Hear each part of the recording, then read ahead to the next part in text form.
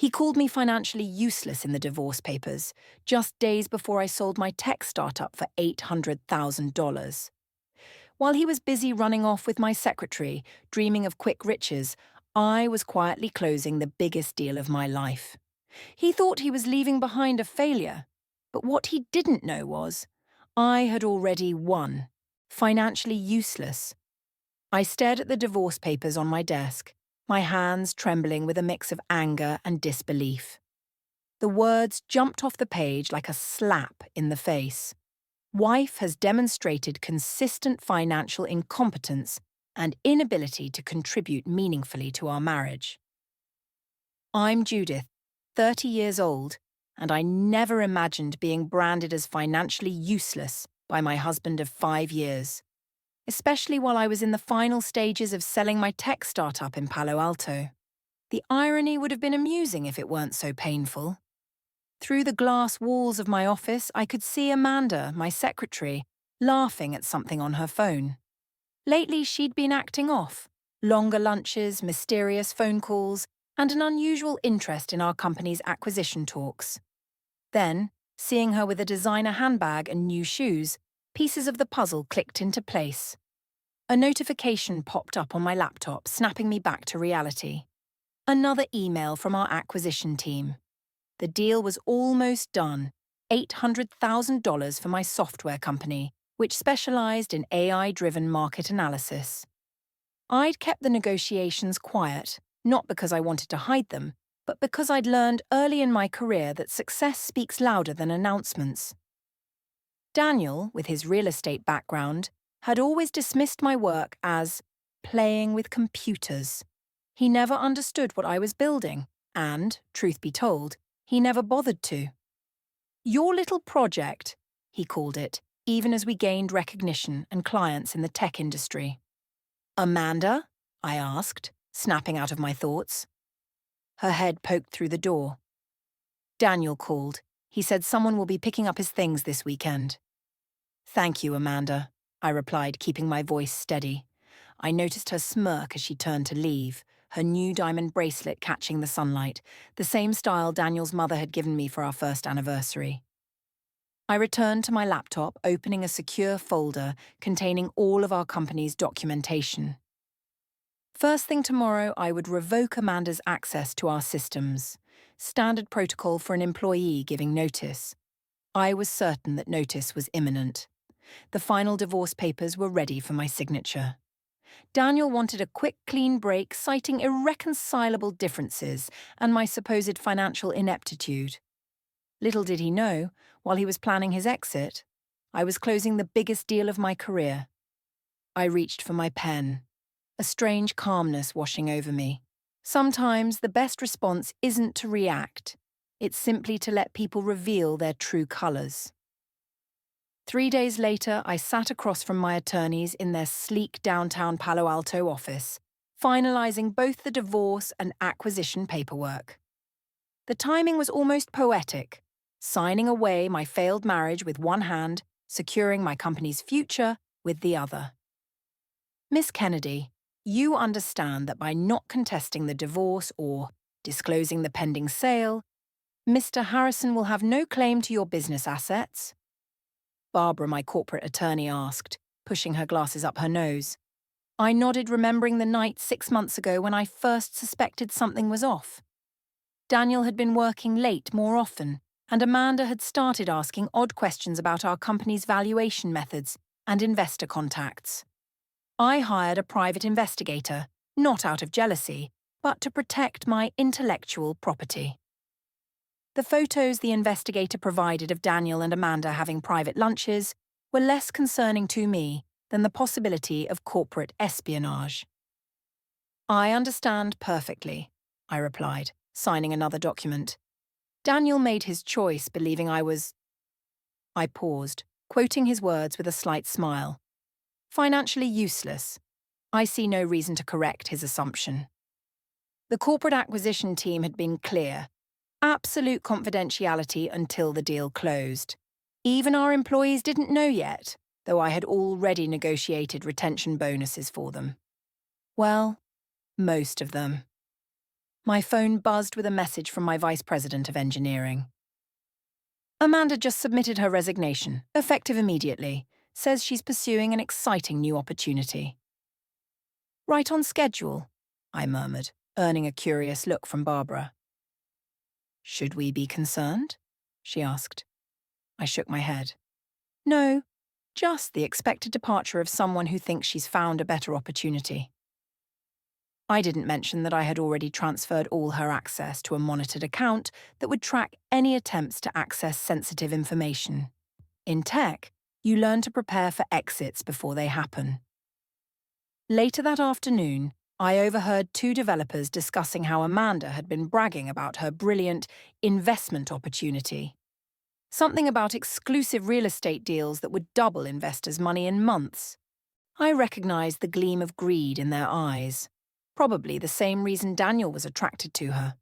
They were perfect for each other, both too eager to get rich quickly to see the value in building something real. I turned back to my computer and pulled up the final acquisition checklist.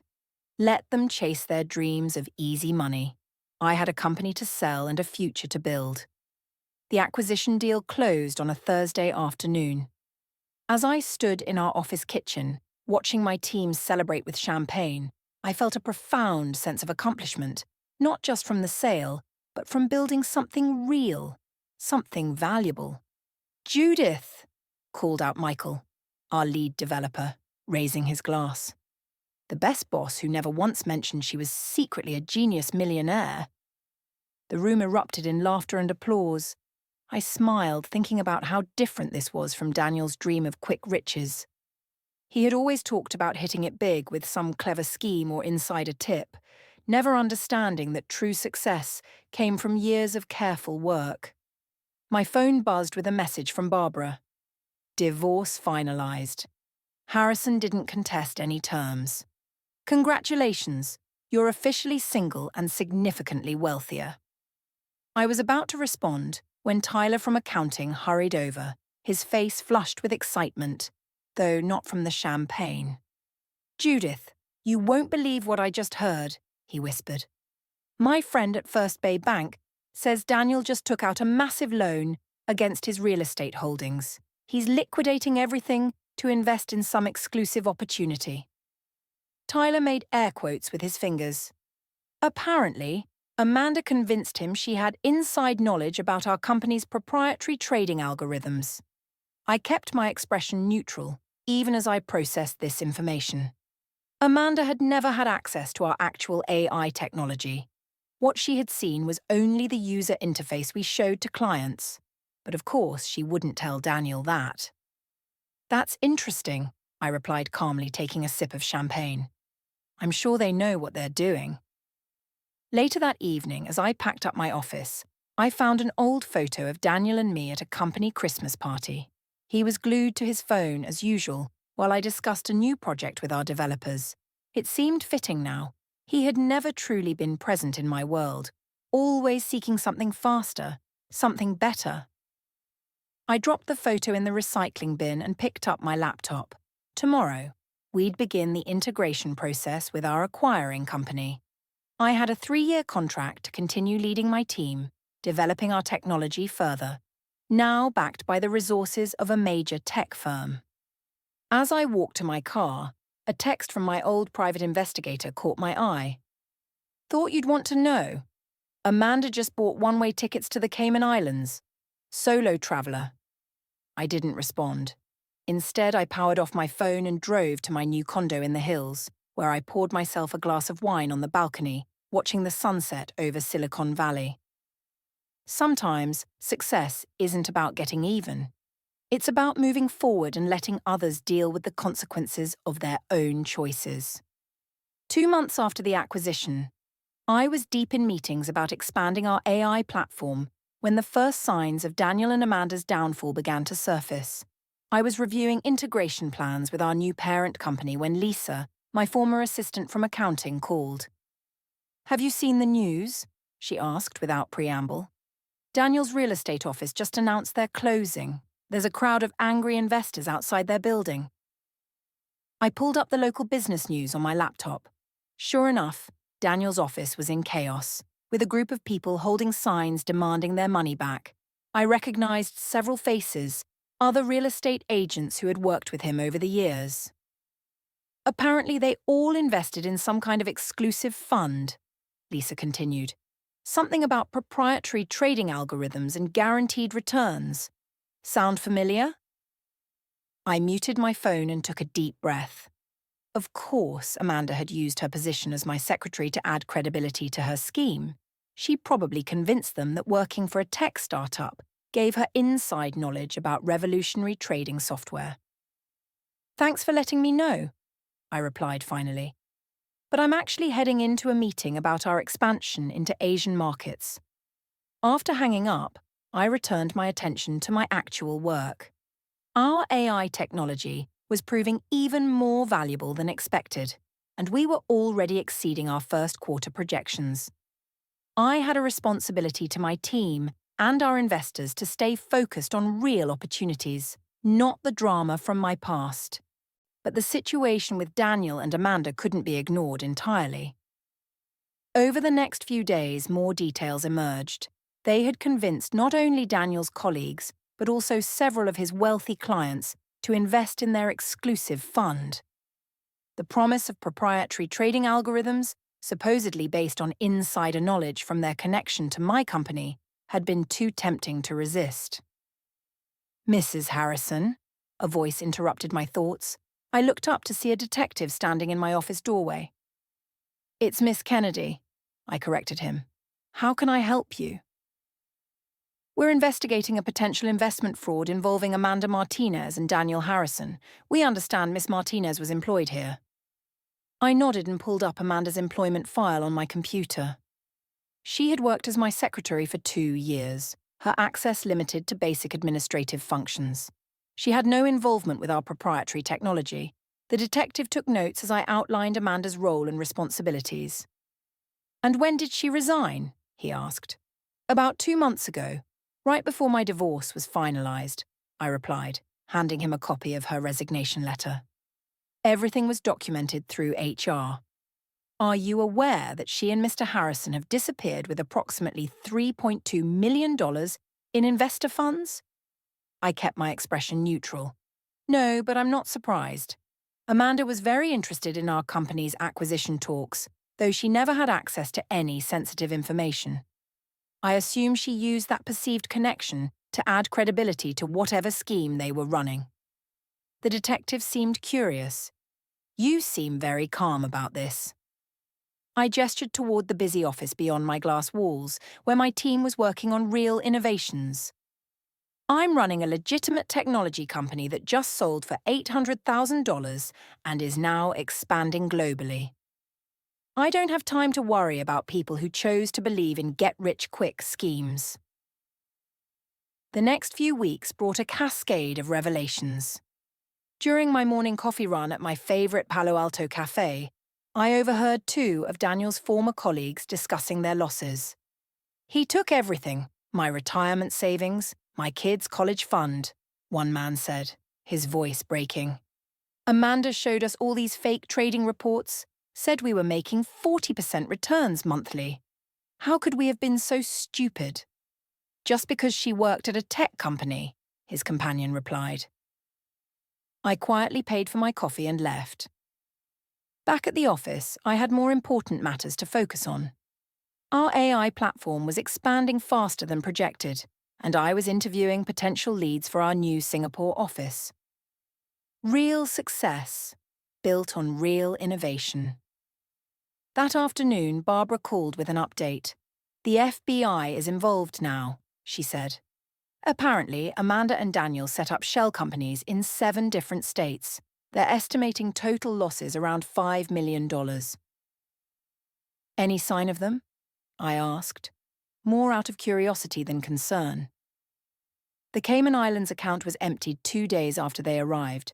They were last seen boarding a yacht, but surveillance lost track of them after that. Barbara paused. "The investigators want to know if you'd be willing to make a statement about Amanda's role at your company." "I'll send them our HR records and my previous statement," I said. "Amanda was a secretary who had no access to our technology. Anything she claimed otherwise was fraud. Plain and simple.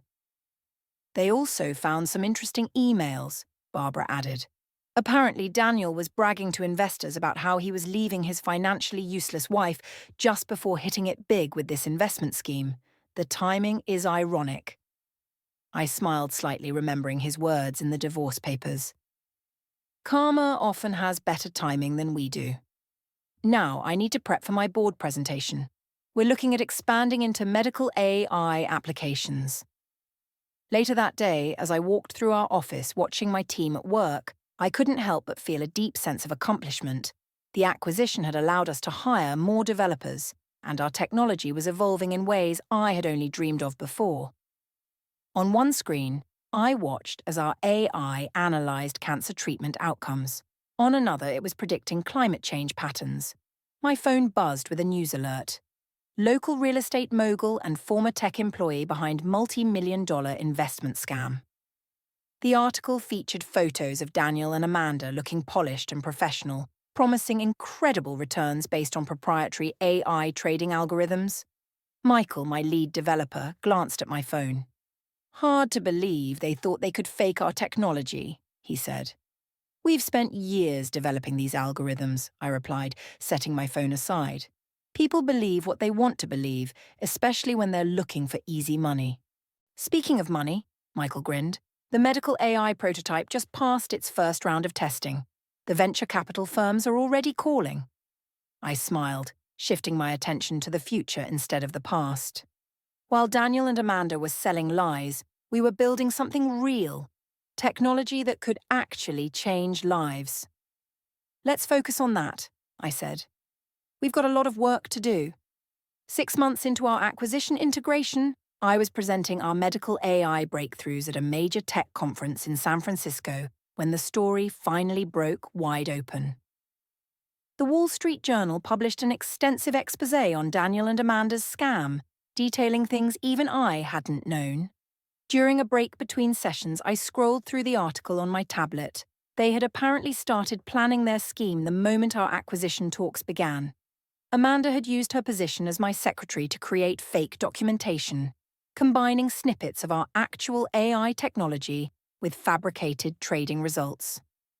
"Miss Kennedy," a reporter from Tech Weekly approached me as I left the stage.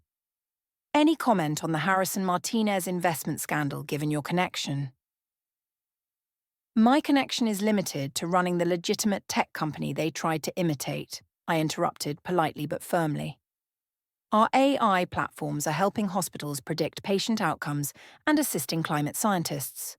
That's what I'm here to discuss." Back in my hotel room, I received an email from the FBI's Financial Crimes Unit. They had found evidence that Daniel had tried to access my company's servers multiple times after I revoked Amanda's credentials, attempting to steal actual trading algorithms to cover their tracks.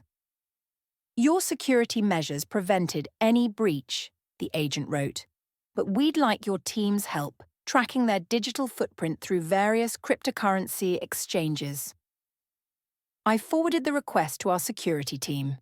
We would help law enforcement, of course, but I had more pressing matters to handle. Our medical AI had just received fast-track approval for hospital trials, and several major healthcare providers were eager to partner with us. My phone lit up with a text from Barbara. "Thought you should know. They found Daniel at airport security in Buenos Aires, trying to use a fake passport. No sign of Amanda or the money." I was about to respond when my VP of operations knocked on my door. "Sorry to interrupt, but the Singapore team just made a breakthrough with the climate modelling algorithm. They're ready for a demo whenever you are." "Set up the call," I said, putting my phone away. The past could wait. The future couldn't. The next morning's headlines told the rest of the story. Amanda had apparently disappeared with nearly all the money, leaving Daniel to face the consequences alone. His desperate attempt to flee had failed, and now he was facing extradition and multiple federal charges. During my closing keynote at the conference, I spoke about the importance of ethical innovation and genuine value creation, without mentioning Daniel or Amanda. I addressed the broader lesson. Real innovation isn't about quick profits or flashy promises, I told the packed auditorium. It's about solving real problems and creating actual value. Success isn't measured in fast money. It's measured in lives improved and problems solved. The irony wasn't lost on anyone when our medical AI platform was awarded Innovation of the Year the same day Daniel was extradited to face charges. While he had chased empty promises and fake algorithms, we had built something revolutionary. That evening, I received another update from the FBI. They had frozen several offshore accounts, but most of the investor money was gone. Amanda remained at large, presumably with millions in stolen funds. Interpol had traces of her in Dubai, then Singapore, but the trail had gone cold. Daniel's desperation to find her only underscored the depth of her betrayal. As I drove to our Palo Alto headquarters, I thought about how differently things might have turned out if Daniel had bothered to understand what I was building, instead of dismissing it as financially useless.